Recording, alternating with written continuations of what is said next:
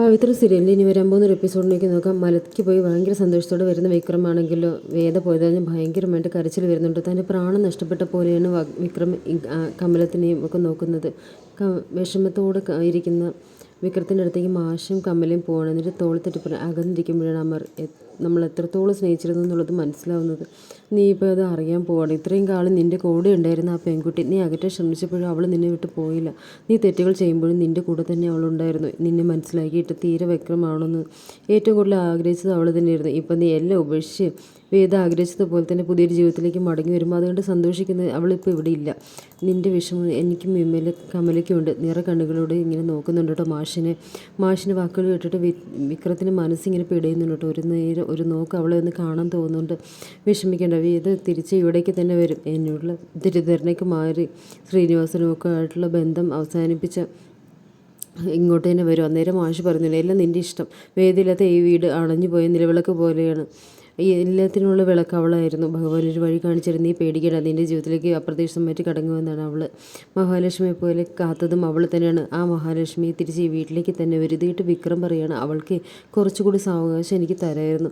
മലയ്ക്ക് പോയി വന്നിട്ട് സർപ്രൈസ് ആയിട്ട് അവളോട് പറയാനിരിക്കുകയായിരുന്നു നിങ്ങളോട്. അപ്പോഴേക്കും അവൾ പോയില്ലേ, എന്നെ മനസ്സിലാക്കാനൊക്കെ കഴിഞ്ഞില്ലല്ലോ എന്ന് പറഞ്ഞിട്ട് വിക്രത്തിൻ്റെ കണ്ണുകളങ്ങ് നിറയുകയാണ്. പിറ്റേന്ന് വിക്രമാണെങ്കിലോ അങ്ങ് പോകുന്നുണ്ട്.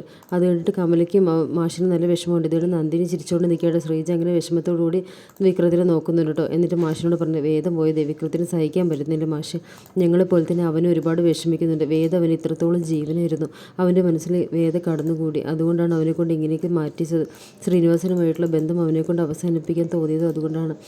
നീ വിഷമിക്കാതെ, ഭഗവാൻ എന്തെങ്കിലും ഒരു വഴി കാണിച്ചു തരാം. അന്നേരം വിക്രം പോയി പൊട്ടി കരയുന്നുണ്ട് കേട്ടോ. ആദ്യ കൂടിക്കാഴ്ച മുതൽ ഇങ്ങോട്ടുള്ള ഓരോ നിമിഷങ്ങളും അവനിങ്ങനെ ആലോചിച്ചുകൊണ്ടിരിക്കുകയാണ്. ക്ഷേത്രത്തിൽ പോയപ്പോഴേക്കും പിന്നെ സമയം കളഞ്ഞ നിമിഷങ്ങൾ അവൻ അറിയാതെ വേദയെ പ്രണയിച്ചു പോയി. ആ നിമിഷങ്ങളൊക്കെ വിക്രം ഓർത്തെടുക്കുന്നുണ്ട്. എന്നിട്ട് വേദയുടെ കളിയും ചിരിയും സംസാരമൊക്കെ വിക്രത്തിൻ്റെ ഉള്ളിലുണ്ട് കേട്ടോ. ഓരോന്നും ഓർത്തെടുക്കുന്നുണ്ട് കേട്ടോ. അപ്പോഴേക്കും കമല വിക്രത്തിൻ്റെ അരികിലേക്ക് വന്ന് കണ്ണുനീര് തുടച്ചുകൊണ്ട്. അന്നേരം കമല പറയുന്നുണ്ട്, വിഷമിക്കേണ്ട, നീ എന്ന് വെച്ചാൽ വേദയ്ക്ക് ജീവനാണ് എന്നിങ്ങനെ പറയുകയാണ്. പിന്നെ എന്തോ ഒരു കാരണമുണ്ട്. നിൻ്റെ മോൻ തന്നെ അത് ചോദിച്ച് മനസ്സിലാക്കണം. വേദയെ പോയി വിളിക്കണം. ഇക്കാര്യം ശ്രീനിവാസനുമായിട്ടുള്ള ബന്ധം ഉപേക്ഷിച്ചു എന്നുള്ളത് നീ അറിയണം. വേദയ്ക്ക് അതൊക്കെ അറിയുമ്പോൾ നിന്നോട് വരാതിരിക്കാൻ പറ്റില്ല. നീ സ്നേഹിക്കുന്നതിൽ 100 മടങ്ങ് അവൾ നിന്നെ സ്നേഹിക്കുന്നുണ്ട്. അത് ഈ അമ്മയ്ക്ക് അറിയാം. അച്ഛൻ പോലും നീ തെറ്റുകാരനായിട്ട് കണ്ടിട്ടും വേദ മാത്രമാണ് നീ ഒരു തെറ്റും ചെയ്തിട്ടില്ല എന്ന് പറഞ്ഞിട്ട് നിന്നെ മനസ്സിലാക്കിയിരുന്നത്. നിൻ്റെ തെറ്റുകൊണ്ടല്ല എന്നുള്ളത് അവൾക്ക് നന്നായിട്ട് അറിയാം. ഞങ്ങൾക്ക് മനസ്സിലാക്കി തന്നത് അവളാണ്. അത്രമാത്രം നിന്നെ മനസ്സിലാക്കിയത് അവളാണ്. നിന്നെ വിട്ടിരിക്കാൻ അവൾക്ക് ഒരിക്കലും ആവില്ല. നീ പോയതും കാലത്ത് അവൾ ഇരിക്കുന്നുണ്ടോ? ഡ്രസ്സൊക്കെ മാറി കാപ്പിയെ കുടിച്ച് നീ വാ എന്ന് പറയണേ. അപ്പോൾ വിക്രത്തിന് ഭയങ്കര ആശ്വാസം തോന്നുന്നുണ്ട്. അപ്പോൾ അന്നേരം ഉത്സാഹത്തോടെ ഡ്രസ്സൊക്കെ മാറ്റിയിട്ട് കാപ്പി കുടിച്ചിട്ട് അടുക്കളയിലേക്ക് പോകുന്നുണ്ട്. അന്നേരം വേദ അവിടെ ഇല്ലാത്തതിൻ്റെ ഒരു കുറവ് വിക്രത്തിന് മനസ്സിലാകുന്നു. വല്ലാത്തൊരു വെങ്ങൽ പോലെയാണ് കേട്ടോ. കാപ്പി കുടിക്കാനാവാതെ വിക്രം അവിടെ നിന്ന് എണീറ്റ് പോകുന്നുണ്ട്. ഇന്നേരം വിഷമം കൊണ്ട് പിന്നെ അവരിങ്ങനെ നിൽക്കുന്നുണ്ട് കേട്ടോ. പോകാൻ നേരം മാഷ് വരുന്നുണ്ട്. മാഷിനോട് വിക്രം പറയുക, അച്ഛാ വേദ വിളിക്കാൻ പോവാം. അവളോട് ശ്രീനി സാറായിട്ടുള്ള ആവശ്യമില്ലാത്ത കൂട്ടുകെട്ടുകളെല്ലാം ഉപേക്ഷിച്ചൊന്ന് പറയാം. വേദയെ കൂട്ടിക്കൊണ്ട് വരും. ഞാൻ പറഞ്ഞു കഴിഞ്ഞാൽ അവൾക്ക് വരാതിരിക്കാനായിട്ട് ആവില്ല. അതായിട്ട് മാഷ് പറയുന്നുണ്ട്, നിൻ്റെ മനസ്സിൽ എന്ത് തോന്നുന്നു അത് നീ ചെയ്യും. ഞാനായിട്ട് ഒന്നിനും തടസ്സം നിൽക്കില്ല. വേദ തിരിച്ച് വരാൻ ഞാനും പ്രാർത്ഥിക്കാമെന്ന് പറയുകയാണ്. എന്നിട്ട് വിക്രം വേദയുടെ വീട്ടിലേക്ക് പോകട്ടോ. ആ നിമിഷം പോലും വേദ പിരിഞ്ഞിരിക്കാനാവില്ല. അപ്പോൾ ഇത് പുറകിരുന്ന് വരുന്നതും സംസാരിക്കുന്നതും കളിയും ചിരിയെല്ലാം വിക്രത്തിനൊരു നോവായി മനസ്സിൽ തന്നെ ഉണ്ടായിരുന്നു കേട്ടോ. അന്നേരം വിക്രത്തിൻ്റെ മുന്നിലേക്ക് രാധ ഓട്ടയുമായിട്ട് വന്നിട്ടുണ്ട്. എന്നിട്ട് വിക്രത്തിൻ്റെ അരികിലേക്ക് ചിരിച്ചുകൊണ്ട് വരികയാണ് കേട്ടോ. അന്നേരം വിക്രം ദേഷ്യത്തോടെ ഇവർ ആദ്യം നോക്കുന്നുണ്ട്. അന്നേരം രാധ പറയാം, ഞാൻ പറഞ്ഞില്ലേ വിക്രം, അവൾ നിന്നെ വിട്ട് പോകുമെന്ന്. അവൾ വന്നതേ നിന്നോടുള്ള വാശി തീർക്കാനാണ്. ഇപ്പോൾ കണ്ടില്ലേ, എന്നോട് പോലും ഒരു വാക്ക് പറയാതെ അവൾ വീട് വിട്ട് പോയത് കണ്ടോ. ഇനിയെങ്കിലും നീ മനസ്സിലാക്കി യഥാർത്ഥ സ്നേഹം എന്താണെന്ന്. നീ എത്രയൊക്കെ എന്നെ തള്ളിക്കളഞ്ഞിട്ടും അവളുമായിട്ടുള്ളൊരു ബന്ധമൊന്നും ഇല്ലാതാക്കിയിട്ടും നിനക്ക് വേണ്ടി കാത്തിരിക്കുന്നവളാണ് ഞാൻ രാധ.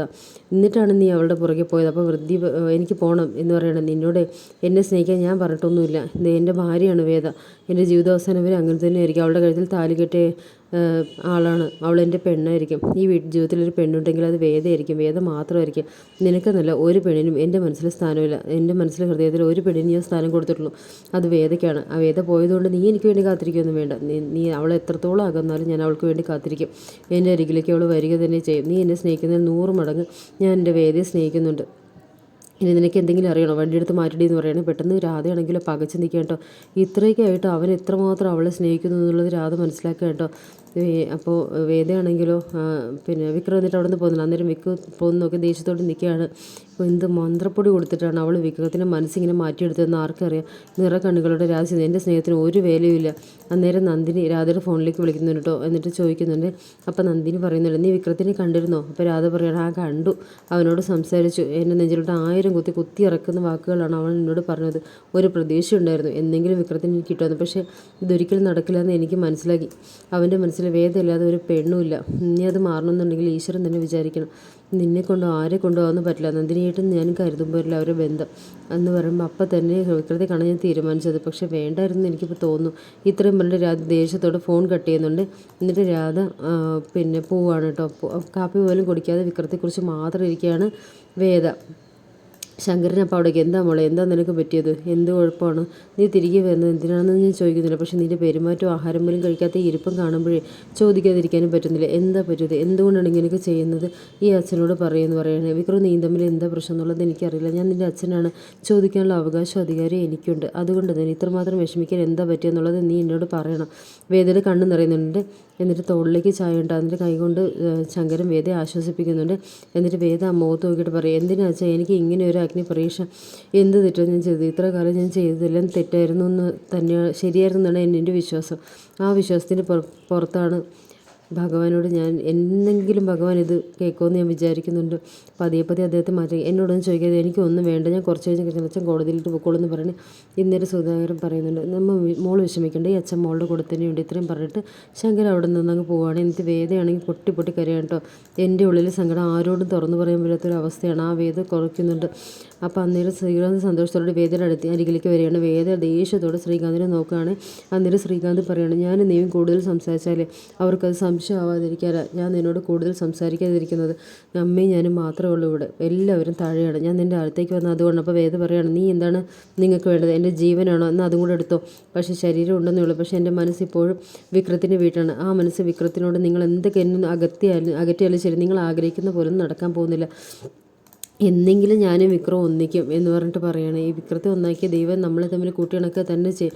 ഭഗവാൻ എനിക്ക് തന്നതാണ് വിക്രത്തിനെ. ആ ബന്ധം പവിത്രമാണ്, നിങ്ങൾക്ക് നല്ല ആർക്കും അതിന് അവകാശമില്ല എന്ന് പറയുകയാണ്. അങ്ങനെ ചെയ്തു കഴിഞ്ഞാൽ നിങ്ങൾ തോറ്റു പോകത്തേ ഉള്ളൂ എന്ന് പറഞ്ഞിട്ട്, പിന്നെ എന്തിനാ ആ വീടും അവനെ ഉപേക്ഷിച്ചിട്ട് നീ വന്നത്, ആ വീടിട്ട് ഇറങ്ങിയപ്പോൾ തന്നെ നീ പറഞ്ഞതെല്ലാം അവിടെ നഷ്ടപ്പെട്ടില്ലേ, പിന്നെ ഇപ്പോൾ എന്താ എന്ന് ചോദിക്കുകയാണ്.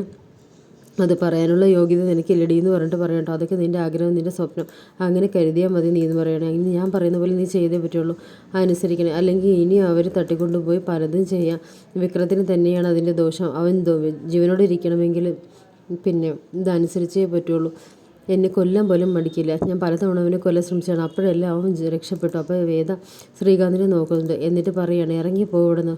ഈ സംസാരം കേട്ടാൽ എനിക്ക് ഭ്രാന്ത് പിടിക്കും, ഈ വീട്ടിൽ നിന്ന് ഇറങ്ങിപ്പോക്കുക. എന്നിട്ട് ശ്രീകാന്ത് പറയുന്നുണ്ട്, ഞാൻ കഷ്ടപ്പെട്ടാണ് ഇവിടെ എത്തിയത്, നീ സന്തോഷമായിട്ട് ജീവിക്കണമെന്ന് തന്നെയായിരുന്നു ഈ ഏട്ടൻ്റെ ആഗ്രഹം. നടക്കാൻ വേണ്ടി ഞാൻ എന്തും ചെയ്യും.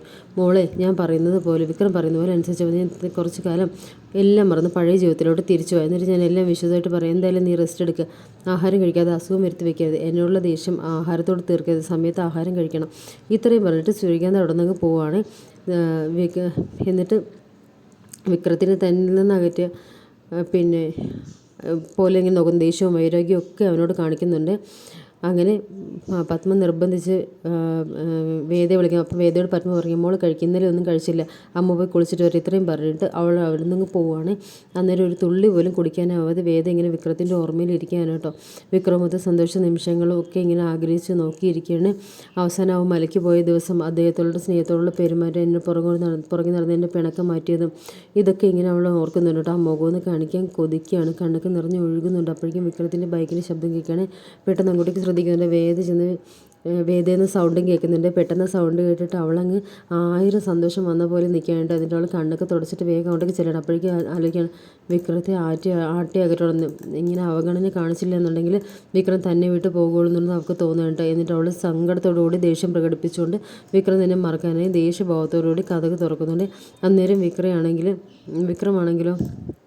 മറക്കുന്നുണ്ട് കേട്ടോ. എന്നിട്ട് വിക്രം വേദയെ കണ്ടപ്പോൾ തന്നെ ഒരുപാട് സന്തോഷത്തോടെ നോക്കുന്നുണ്ട്. തിരികെ എന്തോ നഷ്ടപ്പെട്ടതൊക്കെ തിരികെ കിട്ടിയ പോലെ നോക്കുന്നുണ്ട്. ചിരിച്ചുകൊണ്ട് വിക്രത്തിൻ്റെ കണ്ണുകളൊക്കെ നിറയുന്നുണ്ട്. പെട്ടെന്ന് വേദയാണെങ്കിൽ ശ്രീകാന്തിനെ കുറിച്ച് ചിന്തിക്കുന്നുണ്ട്. വിക്രത്തിനും കുടുംബത്തിനും വേണ്ടിയിട്ട് ദേഷ്യത്തോടെ ഓരോന്ന് കാണിക്കുന്നുണ്ട്. എന്നിട്ട് പറയണേ, എന്തിനാണ് നിങ്ങൾ ഇങ്ങോട്ടേക്ക് വന്നത്? അപ്പോൾ വിക്രത്തിൻ്റെ ഭാവം മാറുന്നുണ്ട്. തൻ്റെ മുന്നിൽ നിൽക്കുന്ന പഴയ വേദ തന്നെയാണോ എന്നൊക്കെ ഇങ്ങനെ ആലോചിക്കുന്നുണ്ട് കേട്ടോ. എന്നിട്ട് ചോദിക്കുക, നീ എന്താ ഇങ്ങനെയൊക്കെ ചോദിക്കുന്നത്? നിനക്ക് എന്താ പറ്റിയത്? അപ്പോൾ വേദ പറയുന്നുണ്ട്, എനിക്ക് എന്ത് പറ്റാനാ? അച്ഛനും അമ്മയും പറഞ്ഞില്ലേ ഞാൻ ആ വീട് വിട്ട് ഇറങ്ങിയതാ. പിന്നെന്തിനാ നിങ്ങൾ ഇങ്ങോട്ട് വന്നത്? അപ്പോഴേക്കും വിക്രം വിഷമത്തോട് പറഞ്ഞു, നിന്നെ വിളിച്ചുകൊണ്ട് പോകാനാണ് ഞാൻ വന്നത്. വെറുതെ കളിക്കാതെ നീ എൻ്റെ കൂടെ വാവേതെന്ന് പറയണേ. കൂടെ വരാനോ? നിങ്ങൾ എന്താ പറയുന്നത്? ഞാൻ ആ വഴി വിട്ട് ഇറങ്ങിയത് എല്ലാം ഉപേക്ഷിച്ചിട്ടാണ് നിങ്ങളുടെ കൂടെ ഇറങ്ങി വരാനൊന്നുമല്ല ഞാനിവിടെ ബാഗുമായി വന്നത്. നീ ഇനി അങ്ങോട്ട് ബാഗുമായി വരില്ല എന്നുള്ളത് ഉറപ്പിച്ചിട്ട് തന്നെയാണ് വന്നത്. ഞാൻ പറയുന്നത് നീ പറയുന്നത് നീ ഒന്ന് കേൾക്ക്. ശ്രീൻ സാറും വരില്ല, എല്ലാ ബന്ധവും നീ ഉപദേശിക്കുക. എനിക്കിനി ഒന്നും കേൾക്കണ്ട. എന്നിട്ട് വേദയ്ക്ക് മനസ്സിലാവുന്നുണ്ട്, എനിക്ക് വേണ്ടി എല്ലാം ഉപേക്ഷിക്കാൻ തയ്യാറായി തന്നെയാണ് വിക്രം തൻ്റെ അരികിലേക്ക് വന്നിരിക്കുന്നത്. മറ്റാരേക്കാളും വിക്രം തന്നെ സ്നേഹിക്കുന്നുണ്ടെന്നും അവൾക്ക് മനസ്സിലാവുന്നുണ്ട്. പക്ഷേ അവൾക്കൊന്നും പറയാൻ വഴിയില്ല. എനിക്കൊന്നും കേൾക്കണ്ടെന്ന് തന്നെ അവൾ പറയണം. നിങ്ങൾ പറയുന്ന ഒന്നും കേൾക്കണ്ടെന്ന് പറയണേ. ഞാൻ പറയുന്നത് നിനക്ക് വേണ്ടി ഞാൻ എല്ലാം ഉപേക്ഷിക്കാൻ റെഡിയാണ്. എന്നിട്ട് തൊഴുതുകൊണ്ട് പറയാം, വേണ്ട നിങ്ങൾ ഇനി ഒന്നും പറയണ്ട. നിങ്ങൾ ഇവിടെ നിന്ന് പോയി തന്നു ഞാൻ തൊഴാം. നിങ്ങൾ എനിക്ക് കാണുകയും വേണ്ട. ഇനി ഒരിക്കലും എന്നെ അന്വേഷിച്ച് ഇവിടെ വരിക വേണ്ട. ഞാൻ നിങ്ങളുടെ ആരുമല്ല. നമ്മൾ തമ്മിൽ ഒരു ബന്ധവുമില്ല. ഇത് കേട്ട് വിക്രത്തിൻ്റെ കണ്ണങ്ങ് നിറയുന്നുണ്ട്. എന്നിട്ട് വിക്രം ചോദിക്കാം, ഞാൻ എന്ത് തെറ്റ് ചെയ്തില്ല നീ എന്നോട് ഇങ്ങനെയൊക്കെ പറയുന്നത്? നീ എന്നോടൊരു കാര്യം പറഞ്ഞത് മലയ്ക്ക് പോയി വരുമ്പോൾ എനിക്കൊരു സർപ്രൈസ് ഉണ്ടെന്ന്, അത് ഇതായിരുന്നു. അപ്പോൾ വേദയാണ് വിക്രത്തെ ഒരു മിനിറ്റ് നോക്കുന്നുണ്ട്. എന്നിട്ട് വേഗം മുഖം തിരിക്കുന്നുണ്ട്. മുഖം തിരിച്ച് പറയും, എനിക്ക് നിങ്ങളോടൊന്നും പറയാനില്ല. അതെല്ലാം കഴിഞ്ഞ കാര്യമാണ്. എനിക്ക് നിങ്ങളായോ നിങ്ങളുടെ കുടുംബമായിട്ടോ ഇനി യാതൊരു ബന്ധവുമില്ല. ഇത്രയും പറഞ്ഞുകൊണ്ട് വേദ ഒന്നും നോക്കാതെ പോകുന്നുണ്ട്. അപ്പോൾ ആ നിറ കണ്ണുകളോടെ അവനും ഇങ്ങനെ നിൽക്കുകയാണ് കേട്ടോ വിക്രത്തെ.